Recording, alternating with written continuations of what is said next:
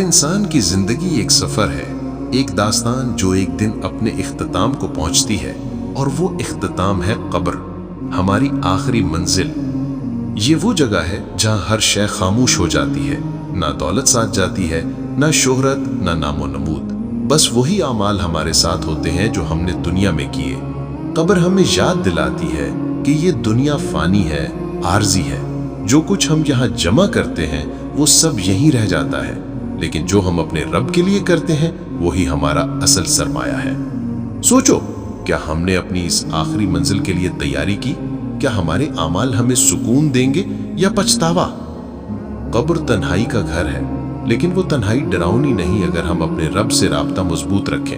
हर नमाज, हर नेकी, हर सच्चा अमल वो रोशनी है जो इस तन्हाई में हमारा साथ देगी। तो आओ आज से अहद करें कि हम अपनी जिंदगी को इस तरह जिएं कि जब वो आखिरी लम्हा आए तो हमारी कब्र सुकून की जगह बने, ना कि खौफ की। याद रखो, कब्र सिर्फ एक मंजिल नहीं, एक सबक है।